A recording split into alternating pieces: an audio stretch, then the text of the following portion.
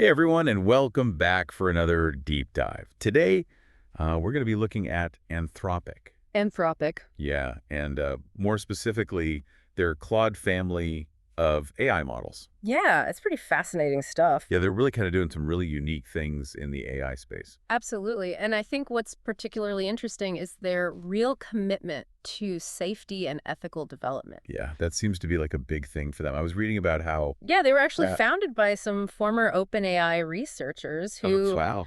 who had some concerns about the potential risks of AI. Yeah. So they set out to create a company that was really prioritizing safety and ethics from the get-go. That's interesting. So it's like they saw the potential for things to go wrong and said, okay, we need to like really get ahead of this. Exactly. And that's where the Claude family really comes in. Okay. They're designed to be helpful, harmless, and honest, with Ah. a strong emphasis on truth and accuracy. So it's not just about, spitting out text or Yeah. whatever. It's about like, It's about reliable and trustworthy information. I feel like that's like super important now more than ever, right? I mean, Absolutely, in this age of yeah. disinformation and just the deluge of data, it's... Yeah. So let's break down this family a little bit. Yeah, let's do it. So we've got the Claude 3 family, which launched this year, Right.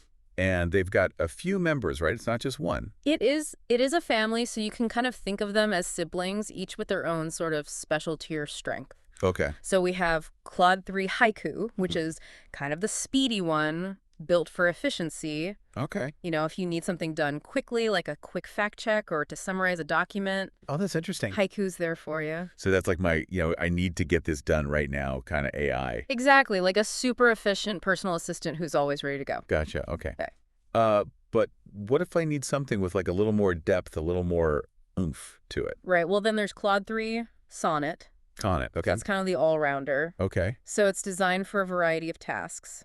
Whether you're writing a report or brainstorming ideas or even just having a more in-depth conversation. Interesting. Sonnet's there to help you. Okay, and then we've got to have like the brainy one, right? Right, the brains of the operation.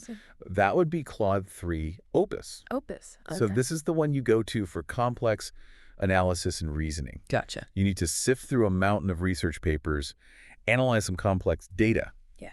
Opus is your go-to AI.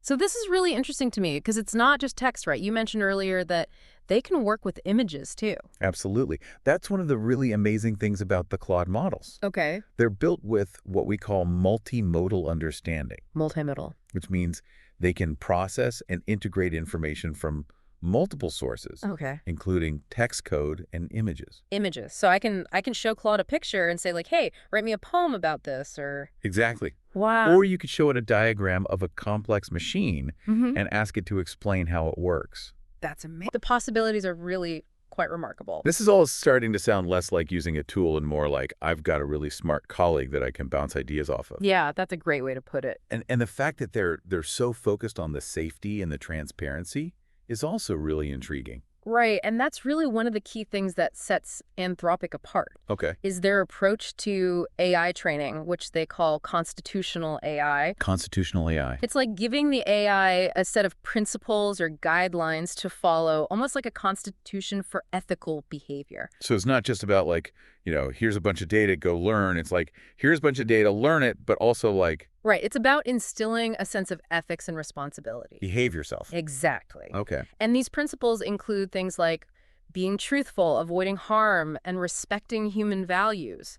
So by training the models on these principles, Anthropic aims to ensure that the AI's responses are aligned with those values. This constitutional AI thing seems like a pretty big deal.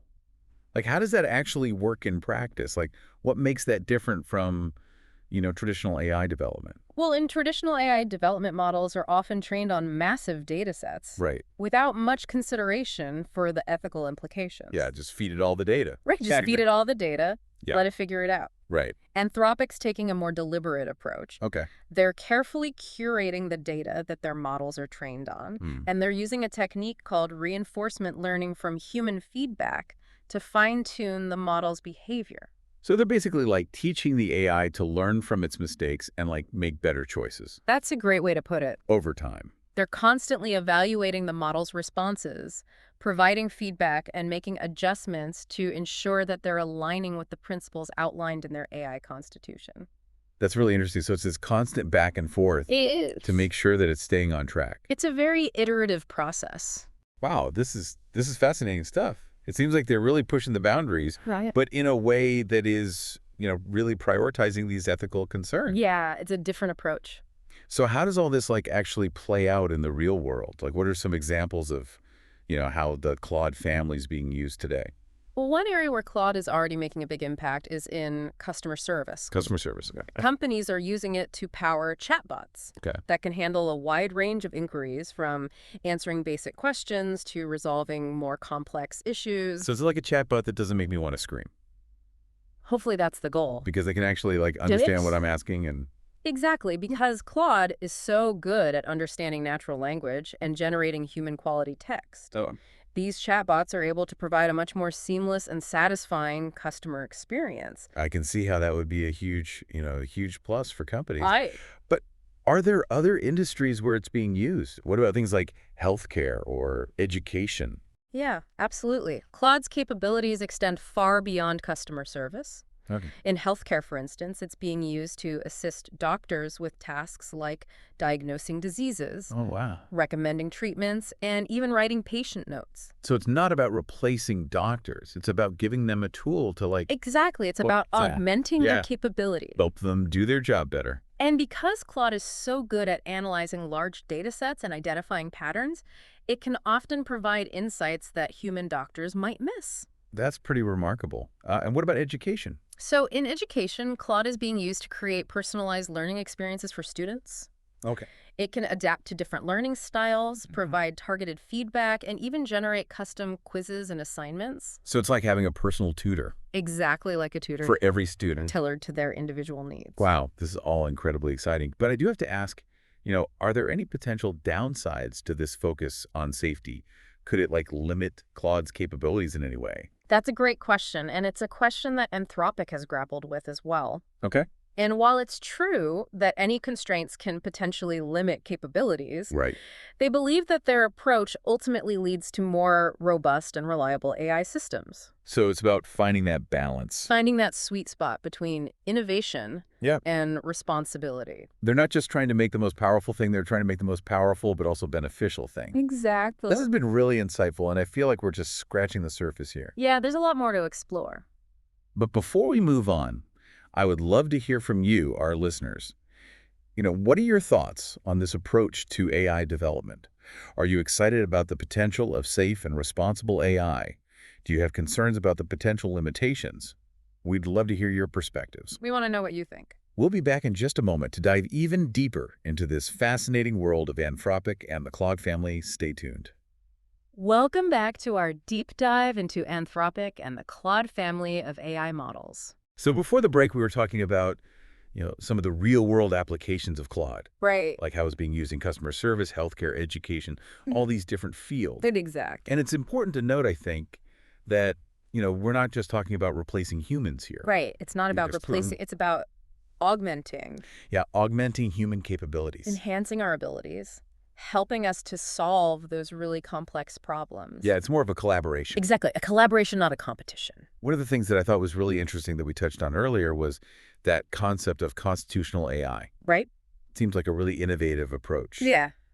But I'm kind of curious about like the nuts and bolts of it. So how does it actually work? How does it actually work on a technical level? It's a multi-step process. Yeah. It starts with a large language model. Okay, a large language model. And just for our listeners who might not be familiar, can you just give us a quick rundown of what that is? Sure. So a large language model is essentially a complex algorithm that's been trained on a massive amount of text data. Okay, so that's kind of where it gets its basic understanding of language and how to like generate text. Exactly. It Yeah. learns the patterns and structures of language from this vast data set. Okay. But simply training a model on a lot of data isn't enough to ensure that it will behave ethically or align with human values. Right, it could just start, Right. spitting out all kinds of crazy That's stuff. what could go off the rails. Yeah. So that's where the Constitution comes in. Okay. Anthropic creates a set of principles that guide the AI's behavior. Okay, so these are like rules, guidelines, Think of it like a set of rules or guidelines. and those are based on human values like honesty, fairness, avoiding harm. Exactly, things that we as humans generally consider to be important. Okay. And the really interesting part is how they actually teach the AI to follow these principles. Okay, yeah, how do they do that? They use a technique called reinforcement learning from human feedback, Reinforcement learning, okay. which basically means they give the AI a task. Okay. They get feedback from humans on how well it performed, and then they use that feedback to adjust the model's behavior. So it's kind of like training a dog, but with data. That's a great analogy. Instead of treats. Instead of treats, you're using data and algorithms. Right. But the principle is the same. You're rewarding good behavior and discouraging bad behavior. And over time, it learns to align its behavior with those guidelines, with those principles. Yes. Through this process of feedback and adjustment. Makes it more likely to give, good responses, helpful responses. Responses that are helpful, harmless, and aligned with human values. This all sounds incredibly complex. But it is a complex process. Are there any specific examples of how these principles actually play out when you're training Claude? Sure. Let's say you're training Claude to answer questions about sensitive topics. Okay. One of the principles in their AI constitution might be to avoid expressing personal opinions or beliefs. So if you ask Claude a question like, what is your opinion on climate change? Right. It would be trained to respond in a neutral and objective way. Perhaps by summarizing the scientific consensus on the topic rather than offering its own subjective viewpoint. So it's not taking sides. It's just Exactly. It's about remaining neutral presenting the information. and objective, providing information without bias. That makes a lot of sense, especially when you think about, the potential impact of AI Right. We don't want AI in society. to be used to manipulate or control people. Yeah, we want it to be a force for good, a force for For empowerment? empowerment. For helping people. Okay. So we've talked about the training and the principles behind it, Right. but what about the actual user experience? Yeah. What's it actually like to interact with Claude? What's it like to actually use this thing? Well, one of the things that users consistently report is that Claude feels remarkably natural and conversational. It's not just about giving commands and receiving responses. It's about engaging in a dialogue, asking clarifying questions, and receiving nuanced and thoughtful answers. So it feels more like I'm talking to a person. Exactly. More like a conversation with a knowledgeable colleague They're like a robot. than interacting with a cold, impersonal machine. That's really interesting, and I think that speaks to, all the work they've put into the conversational abilities. Absolutely. They've really focused on that natural interaction. It's amazing to me that we're at a point where AI can feel so human-like. It is pretty remarkable. But it also makes me think about, the future of work Right. and the role of AI in our lives. Absolutely. As AI continues to evolve, it's going to have a profound impact on the way we work, the way we learn, and the way we interact with the world around us. And it seems like companies like Anthropic, with their focus on safety and responsible AI development, Right. are really kind of leading the way for a future where AI can be a force for good. They're setting a good example for others to follow. So what do you think are some of the biggest challenges we face as we kind of move into this AI-driven future? That's a great question. And I think one of the biggest challenges will be ensuring that AI is developed and used in a way that benefits all of humanity. Right, it can't just benefit the few. Exactly. We need to avoid exacerbating existing inequalities. Yeah, we need to make sure that everybody has access That the benefits are shared widely. to the benefits of this technology. And we need to think about the potential impact of AI on employment. Yeah. As AI systems become more sophisticated, they will inevitably automate many tasks that are currently performed by humans. Jobs will change. Jobs will change, and some jobs may even disappear. So how do we prepare for that? That's a big question, and it will require us to rethink our education systems and job training programs. So it's really about, everybody coming together It is a societal issue. and thinking. It's not just a technological issue. Yeah, this isn't just a tech problem. It's a societal issue, and it requires a societal response. It feels like we're at a really pivotal moment, We are at a crossroads. and the choices we make now are going to have, far-reaching consequences. Absolutely. The future of AI is not something that's predetermined. It's something we're actively shaping through our choices and actions. I like that. And by working together, we can harness the power of AI to create a future that is both innovative and humane. Well said. And on that note, I think it's time to move on to the final part of our deep dive, Okay. where we'll explore some of those broader implications of Anthropic's work and the future of ethical AI. So stay tuned. Welcome back to the show, everyone. It's been really fascinating diving into Anthropic and their Claude family of AI models. It really has. And I feel like, we've learned a lot about their commitment to this safe and responsible AI development. Absolutely. The capabilities of the models are really quite remarkable. Yeah, they're pushing the boundaries. But as we wrap up, I kind of want to zoom out a little bit and talk about the bigger picture, The future of AI as a whole. the future of AI as a whole. Yeah, it's an exciting time to be thinking about that. It really is. I mean, it seems like every day there's something new. And There's new research, new breakthroughs. It's moving so quickly. yeah, and I feel like, it's easy to get caught up in all the hype, It is easy to get swept up in the excitement. but we need to be having these conversations about, responsibility. Absolutely. We can't lose sight of the fact that this is a powerful technology Right. and it needs to be developed and used responsibly. One of the things that I keep coming back to is this idea of constitutional AI. Right. That's really at the heart of Anthropic's approach. It just seems like such a novel approach, and I'm Sure. curious, do you think that could become more widespread? I think it has the potential to become a standard practice. Mm. I mean, the idea of embedding ethical principles into the very core of these systems, Yeah, it's a powerful one. it really is. And, it's not just about the technology itself. It's about, like, the impact on society. Right. The societal implication. So, we've talked about healthcare, education, customer service. Right. Where else do you see AI having a major impact in the years to come? Oh, wow. I mean, it's hard to say for certain, but I think it's safe to say that AI will touch nearly every aspect of our lives Really? in the coming decades. Oh, wow. I mean, think about transportation systems, personalized medicine, smart cities. Yeah. I mean, the possibilities are really quite vast. It's both exciting and kind of terrifying. It is a bit of a double-edged sword. Yeah.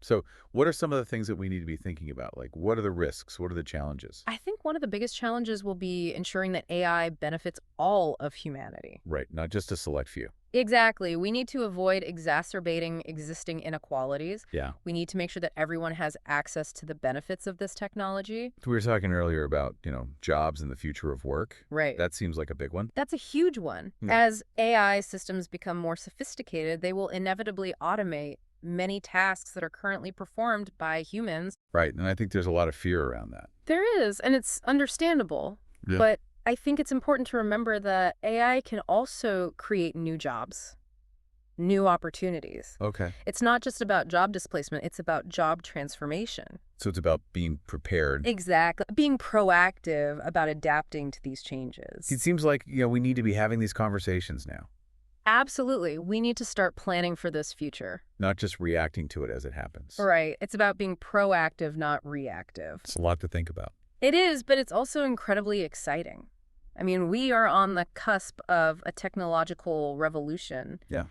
And the choices we make now will determine the course of that revolution. I love that. And I think that's a really great point to end on. It's up to all of us It is a collective responsibility. to shape this future. We all have a role to play. Well, this has been an incredible conversation. I've really enjoyed it. Thank you so much for joining us and for sharing your insights. It's been my pleasure. And to our listeners, thank you for tuning in to The Deep Dive, We hope you learned something new. and that you'll join us again next time for another deep dive into the world of AI. Until then, keep exploring, keep learning. And keep questioning. We'll see you next time.